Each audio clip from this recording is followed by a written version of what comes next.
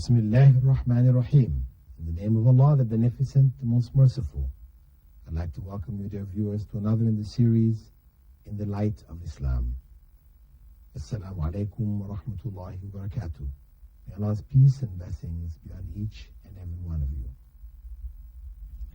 Dear viewers, in this program, we are looking at issues that are raised by our viewers, wherein they have sought Islamic clarity for different acts or incidents, practices, which they either observe or are doing, and they want to understand what is the Islamic view with regards to them.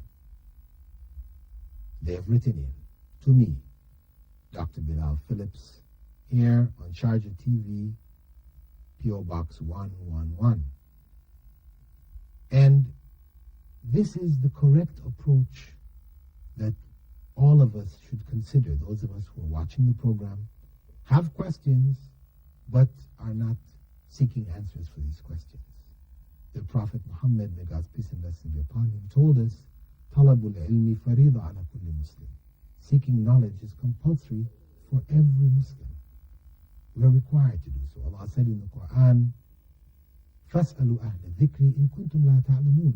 Ask those who know if you don't know. This is a requirement of us.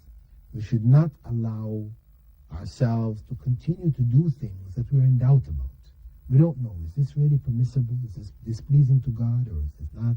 But we just carry on until eventually we bumble into somebody or we hear somebody say something which will explain this for us. No. If we are unsure about anything that we're doing right now, we should find out. Either ask the Imam in the mosque where we are, or find somebody in our neighborhood who's knowledgeable about Islam, or write into me and let us get your questions answered. It's your duty to know what Islam requires of you and to correct yourselves as soon as possible. With that, dear viewers, we'll go on to a question from Sarah Fatima Perez, writing from Abu Dhabi. She said, Respected sir, I have recently learned that there is a hadith, that is a statement of Prophet Muhammad, which forbids women wearing gold. I know that gold is forbidden for men, but must women also shun it?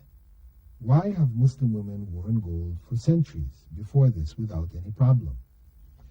Well, to be certain for you, Sister Sarah, there is no hadith wherein the Prophet Muhammad, may God's peace and blessing be upon him, specifically forbids women from wearing gold. There are hadiths which discourage. There are hadiths which indicate that she must pay zakah. But to wear gold, there are hadiths which already permit her to wear gold. Where a well-known hadith where Prophet Muhammad had said that gold and silk are forbidden for the males of his nation, the Ummah, and permissible for females. So it has been understood by the vast majority of scholars that it is permissible for women to wear gold. However, we should avoid excesses. And if we are wearing, then we should pay the zakah on it.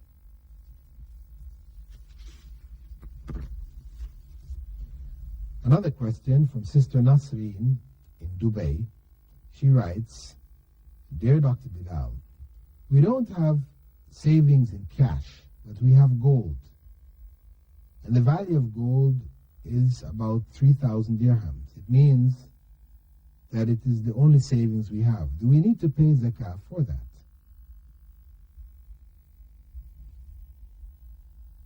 And that said, gold ornament has been in our possession for quite some time. Your sister in Islam, Sister Nasreen.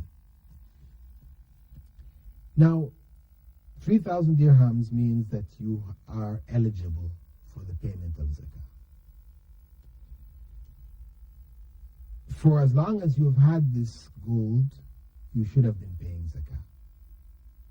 So, it is for you, since you are above the minimum exemption limit, to sell a portion of it and get the value and pay the zakah.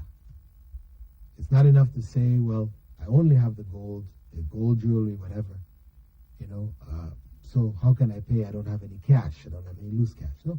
Well, if this is all that you have, then you need to sell a portion of it to get the cash to pay your zakah.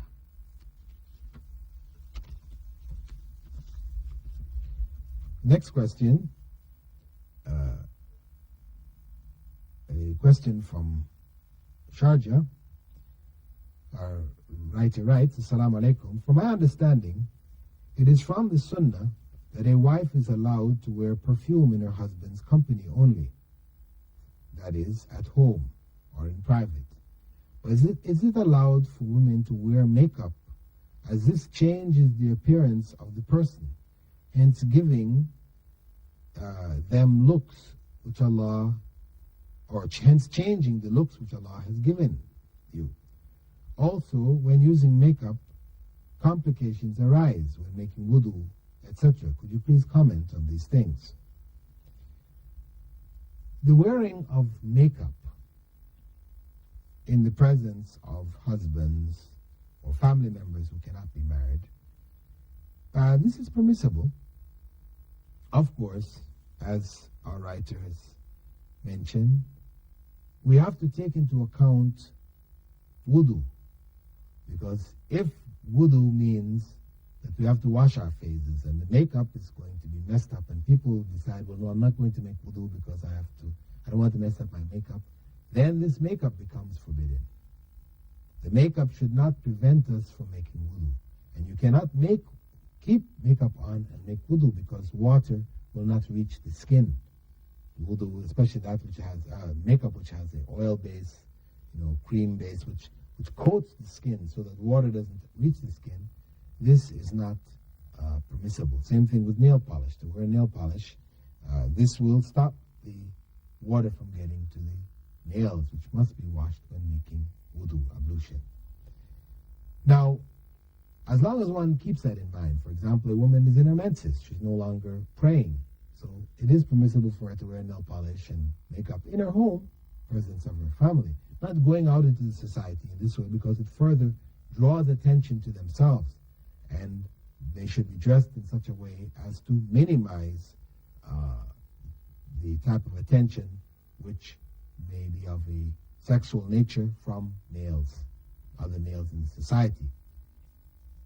However, the issue of changing one's appearance, that this changes one's looks, this is not an issue, because if a woman cuts her hair, for example, or a man cuts his hair, this is changing his looks. I mean, how he will look with hair which is long or short, this is changing one's looks, so we cannot use this as the argument. What the changing of the looks, because of course I'm sure you're probably referring to the verse in the Quran where Allah says that Satan will beguile people, trick them and play with them, and until they try to change the creation of Allah. But this was specifically in reference to the animals. What they would do is cut the ears of the animals and scar them in certain ways. This is what is not permissible. We're actually changing the way in which you're made, like plastic surgery, like what Michael Jackson, for example, has done, where he's changed his looks. He's no longer the person before these operations. This is not permissible. Of course, in the case where a person has an accident, reconstructive surgery to rebuild certain broken parts of the body, etc., this is perfectly permissible. But just for one to say, well, I don't like the way my nose looks, or my lips, or my chin, and my ears are sticking out too much, I want them this way or that way, now to go to a plastic surgeon and do this and do that. No. This is changing the creation, and this is not permissible. Also, the plucking of the eyebrows, this is not permissible. The Prophet Muhammad specifically forbade it, saying that Allah curses the woman who plucks her eyebrows as well as the one who has her eyebrows plucked. The one who does the act as well as the one who has it done to them. A further question coming from Sharjah. Sister writes, in Asian society, when a sister gets a proposal, her family who maybe have not fully understood Islam totally, tell her to remove her hijab, as they think otherwise no one will marry her. What should she do? This is a question which has come to me in a number of occasions, not necessarily from young girls, maybe from young men. A young man just yesterday came to me and asked me, my parents, I've sort of come to Islam now. I realize Islam. I just graduated from high school. I have a chance to think, and I know Islam is what I really want to do. So I'm trying to practice Islam now.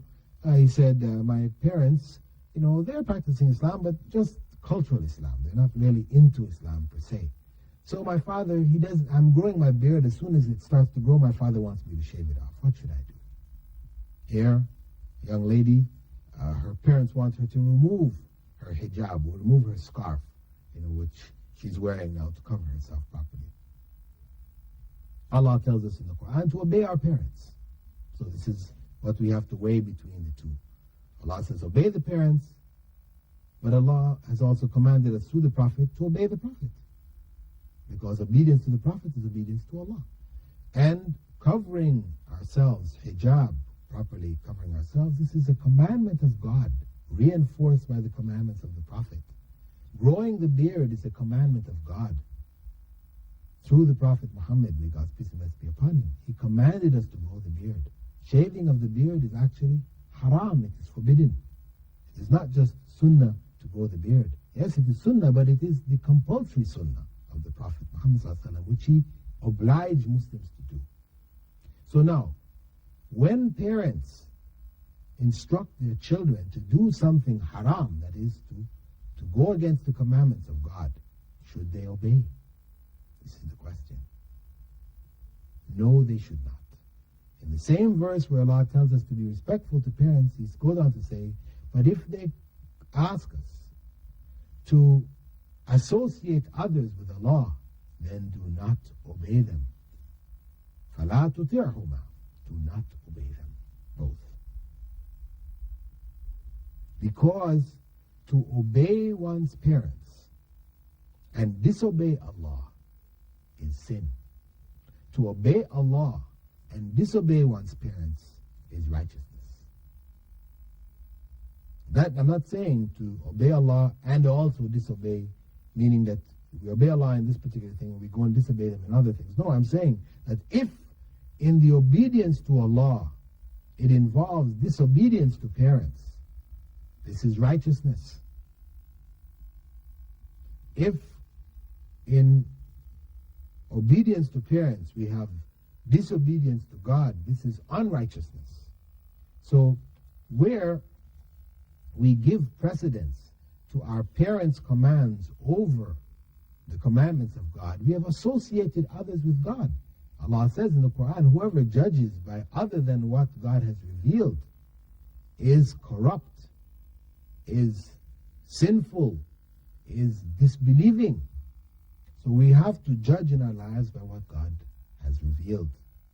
Of course, one may raise the question, as a young person whose parents may beat us if we want to grow the beard, they're beating us, forcing us to shave physically, abuse, etc. Then of course, if it is too much for us, we cannot handle it, then for us to do what they oblige us to do, this is a circumstance where we are forced. And the Prophet Muhammad informed us that Allah doesn't hold us to account for doing things that we were forced to do. We had no other choice.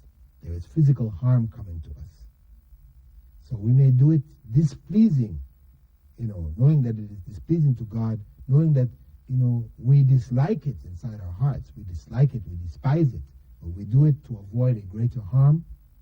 When we reach the age where we can be independent, then we can put these things aside and could obey God in the more full and complete sense. So the fundamental principle here is that